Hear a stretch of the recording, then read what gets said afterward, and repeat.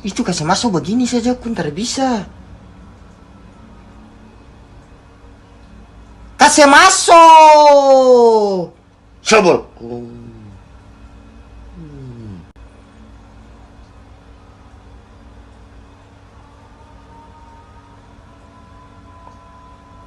Barang tinggal kasih masuk saja sampai setengah mati sampai. Ih, Ini kira gampang kasih masuk ini mas susah nih lubang kecil ini. Wah ribut sampai orang ada konsentrasi kong. makanya pakai ludah. Lu pakai ludah. Pakai ludah tuh. Apa lagi? Orang bilang kasih masuk saja kok. Ih paling tak bisa tinggal kasih masuk begini saja kok. Kasih masuk begitu Ini anak. susah semerla korbol. Sang Putra Setaya Sang Roh Kudus. Amin. Kali ini kita akan menjawab pertanyaan-pertanyaan dari para mahasiswa dan juga beberapa teman. Ini antara lain pertanyaan yang datang kepada saya beberapa waktu yang lalu. Yang pertama, Pak, dari mana Musa penulis Alkitab tahu tentang penciptaan hari pertama dan seterusnya? Kan Musa baru lahir di Mesir. Nah, maksudnya dari Adam atau bahkan penciptaan sampai Yusuf, kemudian Yakub. Nah, ini dari mana? Kenapa liturgi ortodok diulang-ulang dan membosankan? Nah, kemudian yang ketiga, nah ini ada WA dari salah satu teman dari komunitas di Bandung. Tolong Mas jawab ini chat tanggapan orang ini tentang penjelasan Romo mengenai Bunda Maria. Ini orang sok paling tahu padahal nggak ngerti sejarah gereja dan nggak ngerti ajaran gereja timur. Makasih Mas, dari teman komunitas di Bandung. Oke, baik. Jadi dari yang nomor 3 dulu. Nah, yang pertama bahwa kita harus mengingat teman-teman yang Protestan itu kan lahirnya tahun 1517. Artinya bahwa tradisi-tradisi atau hal-hal yang di luar Alkitab itu tidak dipercayai. Nah, karena tidak dipercayai tentu saja tidak tahu. Bahkan menafsir Alkitab juga tidak selalu benar dan hanya apa yang ada di dalam Alkitab dan ini bisa salah-salah. Kita lihat video yang berikut ini mengenai tafsiran Pendeta Gilbert Lumoindung saja mengatakan bahwa Yakobus itu adalah adik Tuhan Yesus. Padahal Yakobus ini adalah salah satu justru kakaknya Tuhan Yesus. Kakak sepupu ya. Artinya Yakobus kan anaknya Yusuf sebelum beliau bertunangan dengan Bunda Maria dan sudah mempunyai istri yang pertama yang kemudian meninggal. Bahkan Jana Suci Yusuf kan mempunyai 7 orang anak, 4 laki-laki dan 3 perempuan. Nah ini kan di dalam tradisi dan tafsiran dari Pendeta Gilbert karena saudara-saudaranya, maka Pendeta Gilbert mengatakan bahwa itu adiknya Tuhan Yesus, padahal sebaliknya. Nah ini adalah tafsiran dari beberapa teman Protestan. Artinya begini, kalau kita menjawab tentang pertanyaan-pertanyaan teman-teman Protestan itu jangan dianggap itu sebuah kebenaran atau bantahan-bantahan dari seorang Protestan itu jangan dianggap sebuah kebenaran. Itu adalah sebuah pertanyaan dengan dia berargumentasi, dia mengira-ira gitu ya. Jadi dia sendiri juga tidak tahu, tetapi dalam pikirannya, oh kemungkinan ini, kemungkinan ini gitu. Jadi beberapa kemungkinan, artinya itu perlu jawaban dari seorang ortodok, seorang yang seperti misalkan Rasul Yohanes menulis surat Yohanes, menulis Injil Yohanes. Nah, tentu saja kejadian dalam kehidupan yang ditulis oleh Rasul Yohanes tidak hanya ada di dalam Alkitab saja, ada peristiwa-peristiwa yang menyertai. Nah, peristiwa-peristiwa yang menyertai itulah yang kemudian dijelaskan oleh penerus Rasul Yohanes, yaitu Jana Suci Polikarpos. Kemudian juga diteruskan lagi oleh Jana Suci Irenaeus. Polikarpos dan Irenaeus inilah juga yang menulis surat-surat, menulis homili-homili yang menjelaskan tentang rasul atau surat Injil Yohanes tersebut. Nah, sinilah akhirnya yang menjelaskan dari beberapa tulisan, dari sekelumit tulisan Injil Yohanes itu. Nah, ada juga kemudian kisah kehidupan orang suci yang ditulis dalam Sinaksarion, yang merupakan penjabaran atau kisah perjalanan para rasul. Artinya sebenarnya ini adalah lanjutan dari kisah para rasul, lanjutan dari kisah para rasul yang ditulis oleh Lukas, Jana Suci Lukas. Inilah kemudian yang diteruskan oleh para murid yang lain. Artinya Jana Suci Lukas kan muridnya Paulus. Nah, pasti Lukas itu juga punya murid. Nah, muridnya Lukas inilah yang kemudian meneruskan dari kisah kehidupan para rasul itu, dan juga para bapak gereja yang lain. Nah, inilah kesinambungan yang dinamakan kesinambungan ajaran. Artinya Rasul Paulus punya murid Lukas, Lukas punya murid, dan murid-murid yang lain itulah yang kemudian ditulis dalam kehidupan para rasul, yang kemudian disebut di dalam ortodok namanya Sinaksarion. Maria, saya mempunyai 2 referensi buku ya, referensi buku kehidupan para rasul suci. Ini adalah Sinaksarion yang sudah diterjemahkan ke dalam bahasa Indonesia, kisah kehidupan para rasul suci yang sudah diterjemahkan oleh dalam bahasa Indonesia. Nah, salah satu penulisnya adalah Prochorus ya. Prochorus tentu saja tidak ada dalam kitab suci, tapi disebutkan dalam kitab suci bahwa Prochorus itu siapa.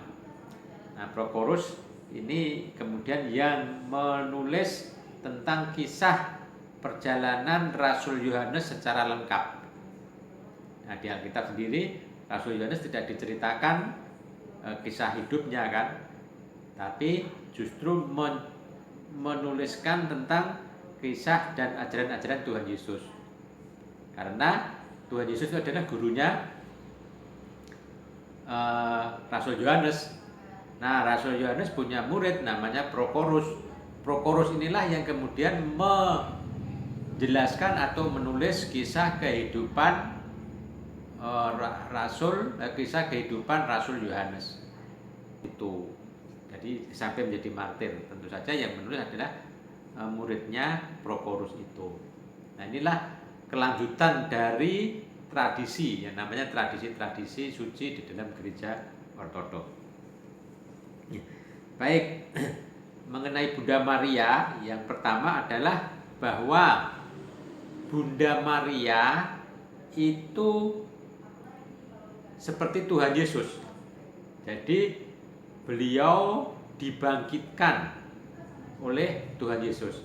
Kalau Tuhan Yesus bangkit dengan kemauan sendiri, dengan kuasanya sendiri, karena Tuhan Yesus berkuasa untuk menyerahkan nyawanya, juga berkuasa untuk bangkit sendiri. Nah, sementara Bunda Maria ini adalah dibangkitkan oleh Tuhan Yesus. Kalau kita lihat di perayaan 12 gereja, ya perayaan kita punya namanya 12 perayaan. 12 perayaan di situ ketika kalau saudara lihat, kalau di dalam gereja ortodoks itu ada 12 perayaan yang dipajang di dalam setiap gereja itu ya. Nah, dalam salah satu perayaan ini adalah perayaan tertidurnya Sang Theotokos. Nah, kemudian dari situ setelah Sang Theotokos tertidur atau meninggal, kemudian ada penampakan yang disaksikan oleh para rasul bahwa Bunda Maria ini menjadi bayi ya. Di dalam penampakan itu menjadi bayi dan justru digendong oleh Sang Kristus. Nah, jadi kebalikan ketika kelahiran Tuhan Yesus sang bayi digendong oleh Bunda Maria. Nah, ketika kebangkitan Bunda Maria ini jiwa Bunda Maria digendong oleh Sang Kristus. Nah, inilah kemudian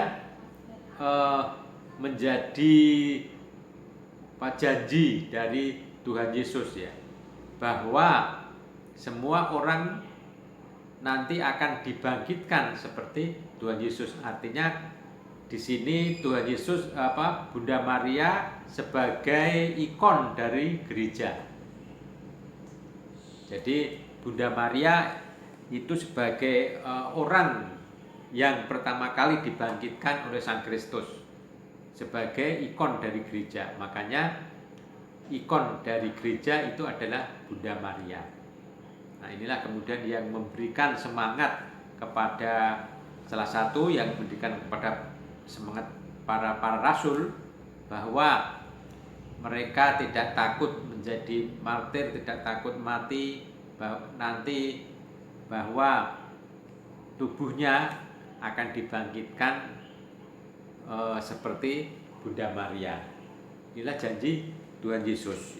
Nah, kita baca dari kisah kehidupan. Oke, untuk penjelasan Sang Theotokos Bunda Maria ini ada dalam penjelasan kisah kehidupan Rasul Thomas ya. Saya bacakan kisah kehidupan Rasul Thomas, nanti bagaimana Sang Theotokos itu dibangkitkan ya. Nah,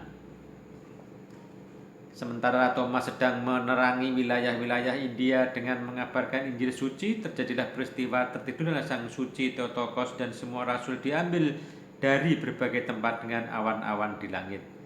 Dibawa ke Getsemane sampai di depan keranda Sang Perawan Suci. Kemudian Sang Suci Rasul Thomas juga diangkut dan dibawa dari India. Namun dia tidak tiba tepat waktu pada hari pemakaman jasad Sang Theotokos Suci yang telah dimuliakan oleh Allah. Hal itu seturut kehendak Allah agar para orang percaya diyakinkan bahwa Sang Bunda Allah telah secara ragawi diangkat ke surga, karena sama seperti mereka sungguh-sungguh diyakinkan mengenai kebangkitan Kristus melalui ketidakpercayaan Thomas. Maka mereka juga mengetahui peristiwa terangkatnya ke surga secara ragawi tubuh Sang Perawan Suci Maria Sang Theotokos melalui keterlambatan kehadiran Thomas Sang Rasul tiba pada hari ketiga setelah penguburan, yang diangkat dengan tiba-tiba ke atas awan-awan dan dibawa ke tempat di atas makam Sang Perawan. Dari tempat yang strategis dia dapat melihat terangkatnya tubuh Sang Perawan ke surga. Lalu Thomas berteriak, "Hendak kemana engkau, hai yang tersuci?" Dan dengan melepaskan selendang dari pinggangnya, dia memberikan kepada Thomas, katanya, "Terimalah ini, kawanku." Dan kemudian Sang Theotokos pun berlalu. Kemudian Thomas turun untuk mendapatkan para murid lainnya yang sedang menunggu nisan Sang Theotokos. Lalu Thomas duduk di samping mereka semua. Hatinya menjadi sedih karena dia tidak ada di tempat ketika sang perawan suci beristirahat. Sebagaimana para rasul lainnya telah hadir, maka dia berkata, kita semua adalah murid dari Tuhan kita. Kita semua menyiarkan kabar yang sama, kita semua hamba dari satu Tuhan Yesus Kristus. Lalu mengapa kalian semua dianggap layak untuk menyaksikan beristirahatnya Ibu Tuhan? Tetapi kenapa aku tidak? Apakah aku bukan seorang rasul? Apakah mungkin Allah tidak berkenan kepada pekerjaan pengabaran Injil yang kulakukan? Aku memohon kepada kalian sama murid, bukalah kubur ini, agar aku juga dapat menyaksikan jasadnya, lalu memeluknya serta mengucapkan selamat jalan padanya. Lalu para murid lainnya melakukan apa yang diminta Thomas dan membuka makam itu. Namun mereka mendapati jasadnya telah tiada, karena dia secara ragawi telah terangkat ke surga. Tubuhnya telah dikaruniai dengan ketidakrusakan serta keabadian, bahkan sebelum kedatangan Kristus yang kedua kalinya. Dalam kebangkitan seluruh umat, di mana orang yang benar akan menerima tubuh yang tidak dapat rusak. Sang perawan suci juga menampakkan dirinya kepada mereka setelah dia beristirahat, sebagaimana yang pernah dilakukan oleh anaknya. Setelah kenaikan Tuhan kita, saat para rasul makan bersama adalah merupakan kebiasaan mereka untuk memberi tempat di meja makan untuk Tuhan mereka. Lalu mereka akan memotong sepotong roti dan diletakkan di kepala meja sebagai bagian untuk Kristus. Dan ketika mereka selesai makan, mereka akan mengangkatnya berseru, dimuliakanlah nama Sang Tritunggal Kudus, oh Tuhan Yesus Kristus, tolonglah kami. Dan mereka akan ambil bagian potongan kecil roti untuk dimakan. Ada satu peristiwa sudah terangkatnya Sang Theotokos ke surga, mereka duduk untuk makan bersama. Namun ketika mereka sampai pada akhir doa-doa mereka, sang perawan suci menampakkan diri di atas mereka dan berkata, bersukacitalah karena aku bersama kalian sepanjang kehidupan kalian. Dan saat melihat dia, mereka berseru keras, Sang Theotokos tersuci, selamatkanlah kami. Oleh hal itulah mereka semua yakin bahwa Ibu Tuhan sama seperti anaknya telah bangkit pada hari ketiga dan telah diangkat ke surga bersama tubuhnya. Sejak saat itu selalu sepotong roti juga diletakkan untuk namanya. Nah, ini bersukacitalah. Nah, dan saat mereka melihat, mereka berseru, Sang Theotokos tersuci, selamatkanlah kami. Ini masih selalu diliturgikan setiap minggu di dalam liturgi gereja ortodoks. Sesudah kejadian tersebut, maka kembalilah Thomas ke tanah India dan memberitakan Kristus di sana, mempertobatkan banyak orang di sana kepada iman Kristen dengan tanda-tanda dan perbuatan-perbuatan ajaib. Thomas menetap sementara di Milapora dan memberi pencerahan kepada banyak orang dengan memberitakan Injil kabar baik dan membuat mereka teguh beriman kepada Sang Roh Kudus melalui mujizat-mujizat yang dibuatnya. Nah, inilah cuplikan kisah kebangkitan atau Bunda Maria dibangkitkan oleh Sang Kristus. Ini disaksikan oleh Thomas ya. Nah, ini adalah tradisi-tradisi yang ada di dalam kitab Sinaksarion. Jadi kisah kebangkitan Bunda Maria ini ya sudah dipelihara dalam tradisi 1000 tahun kekristenan. Artinya kekristenan itu pengajaran yang seperti itu ya. Nah, tapi kemudian ketika tiba-tiba ada sebuah penyangkalan, ya ini karena teman-teman Protestan tidak mengikuti ajaran-ajaran dari gereja ortodoks ini. Nah, gereja ortodoks adalah gereja yang 1000 tahun dipertahankan. Inilah kemudian bagaimana kita membaca ikon-ikon yang selalu ditempel di dalam gereja. Ini adalah sebuah pengajaran yang tidak terbantahkan ya. Dari semula dari purbakala memang seperti itu, tentang ikon-ikon atau juga tentang liturgi Yakobus, liturgi Yohanes Chrysostomos. Nah, ini sekalian menjawab pertanyaan yang kedua tadi ya. Kenapa liturgi Ortodok kok membosankan dan itu saja? Nah, dalam liturgi itu memang ada pengajaran-pengajaran termasuk tentang Bunda Maria tadi ya. Nah, karena liturgi yang ditulis oleh Rasul Yakobus kemudian dilanjutkan oleh Yohanes Chrysostomos abad ke-5 Masehi, di situ juga liturgi dua liturgi yang lain.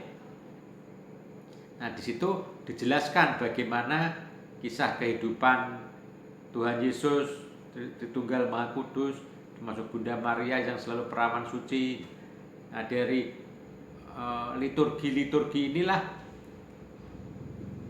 dijelaskan ya, bagaimana tentang kehidupan Bunda Maria dan bagaimana Tuhan Yesus. Nah, sehingga liturgi ini merupakan penjelasan yang sangat kuat dari gereja perubahan.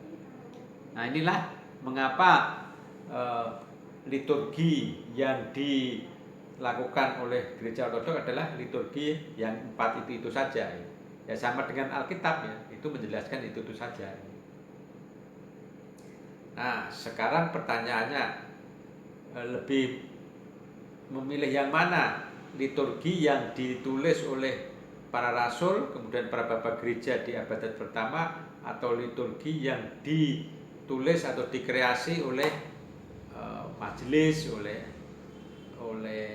paman, oleh orang lain, ya mungkin ini banyak variasi ya, tapi kan liturgi yang tidak punya arti ya, liturgi yang karangan sendiri, bukan liturgi yang zaman purba yang menjelaskan tentang dogma-dogma. Sehingga kalau kita menjadi seorang Ortodok itu akan sangat kuat tentang dogmanya itu, sehingga pertanyaan-pertanyaan seputar seperti ini tidak akan muncul karena sudah dipelihara dari zaman ke zaman. Inilah mengapa Ortodok itu kalau kemungkinan ada usaha sedikit untuk merubah tentang dogma, tentang liturgi, bahkan tentang kalender akan menjadi bermasalah. Karena ini akan membuat kekokohan iman, akan memagari kitab suci dan penjelasan-penjelasan. Jadi liturgi itu adalah salah satu pagar dari kitab suci ya, yang menjelaskan tentang kitab suci itu. Nah, ini juga merupakan jawaban yang nomor 2 tadi ya, mengapa liturgi Ortodok itu terkesan membosankan. Sebenarnya kalau kita membaca tentang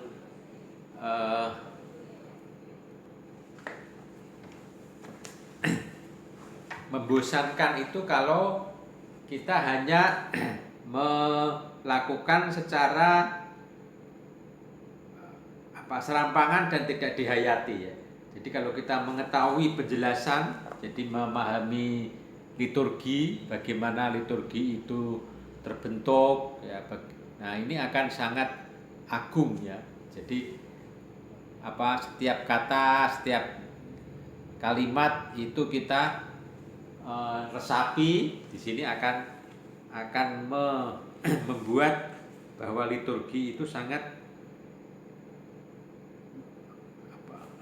agung dan merupakan penjelasan-penjelasan yang sangat meyakinkan ya, bahwa seperti halaman 41 ya.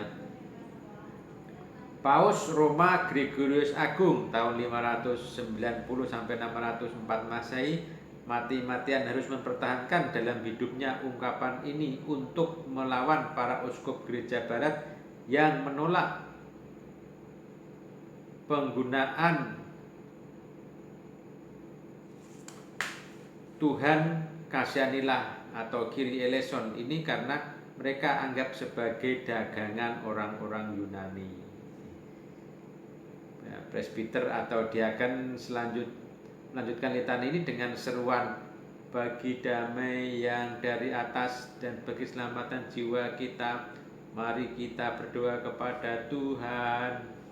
Nah, kalau kita kupas tentang liturgi ini akan sangat agung dan bisa memberikan penjelasan, peneguhan tentang pertanyaan-pertanyaan yang ada dan muncul di sekitar kehidupan para rasul tersebut.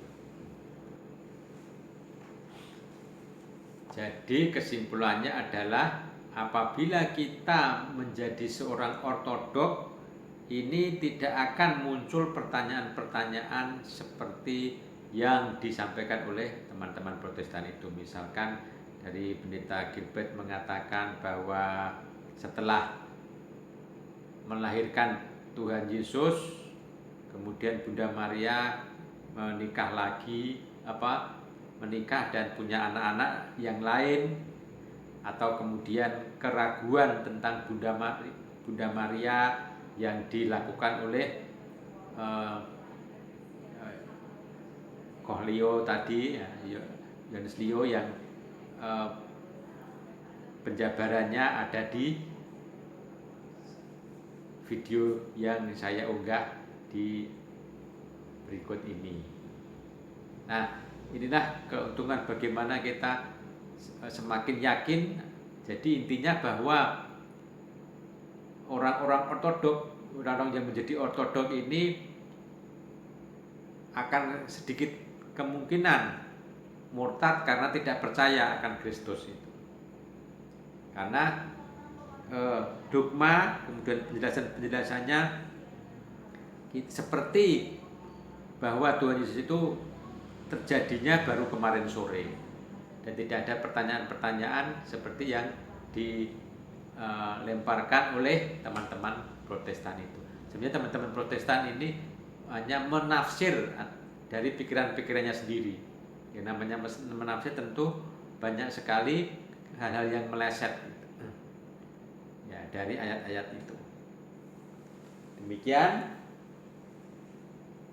semoga bisa menambah wawasan. Salam.